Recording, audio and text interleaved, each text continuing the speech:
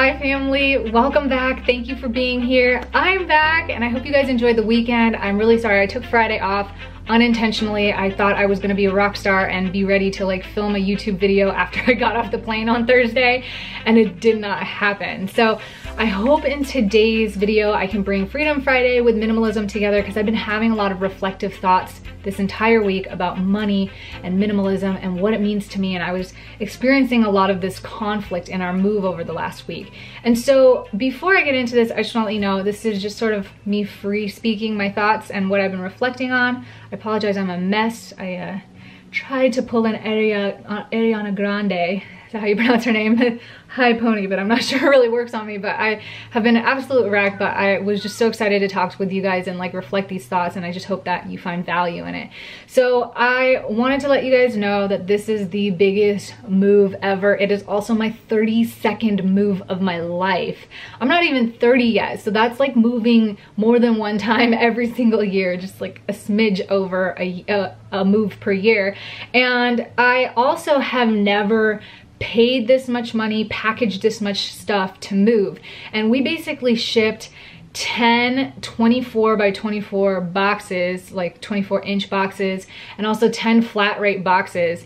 Oh my gosh. And I have just been so overwhelmed, and I realized like this is like have been so stressful and like so challenging of a move. There was so much to do. Like by the end of my move, rather than trying to sell items, I was basically just throw it or give it away or chuck it in the box, I'll deal with it later. And what I realize now reflecting on it is that in looking at something and judging it based on the fact that I had so much stuff and I was spending so much money on stuff, kind of goes back to like what we were talking about last week, how like minimalism isn't about whether or not you own 100 items or less, or like whether or not you own a specific item like a cell phone or car. Minimalism is really about what adds value to your life and how you choose to receive it. And I realized that the actions that I took were an attempt to add value, but because I had labeled it as excessive in finances and excessive in amount of stuff we were taking, I had sort of allowed that perspective to seep into the experience that I was pulling into this entire move, which is that it's excessive and challenging and inconvenient. And at the end of the day, we decided that the convenience was more valuable to us than saving money by dragging all these boxes on the airplane. It was just so stressful with the boxes, and we had car seats and we had the kids. And so we were just like, you know, screw it. We're just gonna ship it all. And all the stuff we need, all the stuff was necessary for work. And a lot of the shipments were kind of ridiculous. You know, we work with brands like stand-up paddleboard brands. So shipping a paddleboard is not cheap, and it's huge, and it takes up a big box. And so this is stuff where I'm sitting here and I'm like, you know, if I was single, without kids, without a business, I would have a backpack. And it's like easy to look at life like we have so many ideals and that they need to fit in these boxes, or that spending less money or saving more money is better, or that having less stuff and taking less stuff is better. But at the end of the day, what we took was what we would need to continue to run our business, which is our livelihood, as well as live without wasting stuff. You know, it would be really easy to throw all that stuff away and spend more money. And I mean, I guess you could argue both ways. You could say, well, you know, it's shipping, carbon footprint. Whichever way you want to go about it, whatever you feel like adds the most value to you and contributing to the planet. I didn't want to like waste all that stuff to just go consume and have to buy more of that stuff. So I was like, all right, I'll pack it up. But at the end of the day, it was like, I really shouldn't be stressed about it. Like, it's not that big of a deal. Even if I get to wherever I get to and realize like, oh, it was too much stuff, it's not that big of a deal. You live and you learn. And I realize that the fear really comes from a level of attachment to feeling like there's a lack of abundance or some sort of waste. Like I've wasted my time and my money buying this stuff, so now I have to hoard this stuff because I'm so fearful that I won't be able to get this stuff or afford this stuff in the future. And at the end of the day, it really comes down to time.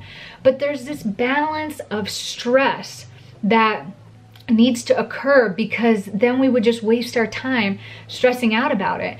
And something that I also realized is it is a balance. It's not about avoiding stress entirely, or saying that too much stress is bad or too little stress is good.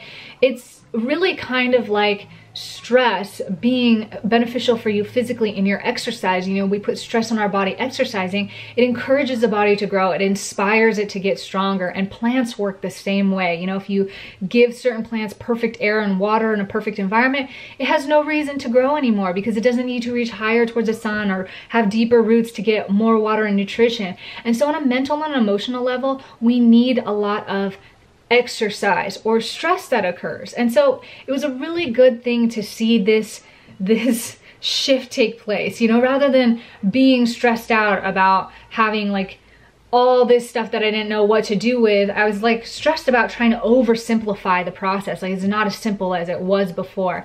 And it's so easy to get hung on those ideals. And I realized like now it is what it is. You know, you live and you learn. And one of the things that I really want to carry and learn with me is maybe not necessarily how to pack or ship or move more stuff. I mean, I really never want to move like this again, but to realize that efficiency, productivity, and spending your time where it is most valuable is what makes sense. And this is where I'm bringing Freedom Friday in, because it might seem really excessive to hire somebody to clean the house. We cleaned the house ourselves and it took us 2 days. We asked some friends to help us. We had 4 other hands in the house for 1 day, just helping sort of clean and pack stuff up. And it just felt like so much to do. But if you take one step at a time and you delegate as best as possible, like I said, in our situation, I think next time I would just ask somebody to clean the house. I'll pay them to do it. That way I can spend my time and energy focused on my family, keeping myself in balance, and just focusing on not having to put my business on hold to have this move. There's so many variables that it's too hard to label or to say that one situation or a particular amount of stuff or not spending this much money is bad or is better or worse. It really depends on every single situation. And so kind of moving now into a Freedom Friday perspective, this is like really where I'm at in my business and what I'm learning. And I have so many thoughts on this. I don't want to bombard you. The first thought is to realize that when you start your business or when you're in your household, whether you're a business person or a mom, it's easy to want to control everything and to do everything your way or the way that you think is the right way or the best way. But you have a limit to how much you can do, how much energy and time you can spend. And at some point, it's super helpful and important, I think, to accept help and to be open to other people's ideas and to try new ways or new approaches to things, because you know, we've moved one way and we've moved the other. And I think at the end of the day, there's so much to learn from it. And in certain situations, one might be more preferable than the other and one might be more productive than the other. And so when it comes to business, it was really hard for me to trust that delegating or instilling trust or responsibility to somebody else would really help us grow and expand. I didn't understand how, if I was going to pay money to somebody, how that would make me more money or give me more freedom with my time. It didn't make sense to me because nobody could do things as fast or as good as me. But when you give something like that a try, even if it's something as simple as, all right, I'm gonna pay somebody to clean my house, even if it's just once every other week, or I'm gonna trust somebody to mow my lawn and cook a family dinner once a week, you know, hire a chef once a week. And that way I can spend Friday nights with my kids, solely with my kids, and then we're gonna have dinner on the table and they're gonna cook and clean. I mean, I know it sounds like really crazy and fancy, but it just all really depends in the situation that you're at. And one of the ways that I calculate this is I look at, as an entrepreneur, what my time is worth, how much time I clock in or put in on a monthly, weekly, daily basis. I look at how much income we net and kind of price my time per hour. So let's say you price your time at $25 an hour. If you can hire somebody at $10 or $12 or even $15 an hour to do something else that occupies your time, it might be worth getting them to do it. But the most important thing is to balance out with something that's profitable for you. So if I'm hiring somebody to do my laundry at $10 an hour, or I'm hiring them to help me file paperwork at $10 an hour, during that time, I would hope that I could take that time to do something that's either super invaluable to me, can't place a dollar on it, like spending time with my family, or doing something that's more profitable. So I'm making 25 bucks an extra hour, and rather than hoarding that to myself and having to waste another hour to file my papers later, I'm making 10 bucks an hour while somebody else is filing paperwork for me at $15 an hour. I hope that all makes sense. But when you do it mathematically, and if you adjust it just right, then it really works out in your favor, and you end up being more productive and being able to be responsible and take care of more things that allow you to be more productive. That's the only way that you can do it. Like, it's really easy to be a one-man or a one-woman show, but it's really the only way that you can sort of leverage your time and your availability. And this is something that I am learning and still learning and have been learning, and it's something that I find very invaluable, even if it's something simple like a little app that does something for you, or a schedule, or an alert, a reminder. Those certain things, systems that you can put in place to help you become more productive and more responsible, allows you to get more done and allows you to be more focused and intentional with your time.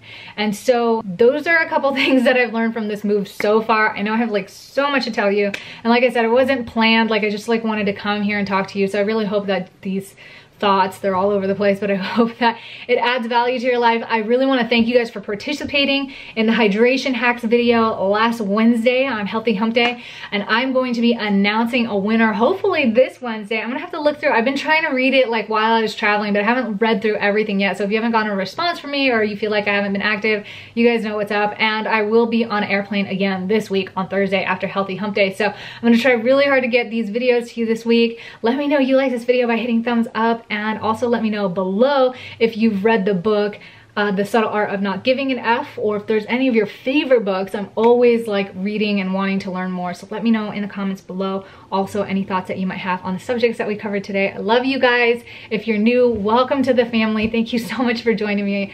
I'm super excited to be on this adventure with you, and I'm super excited for more to come. So have a great day. I will see you on Healthy Hump Day. Ciao.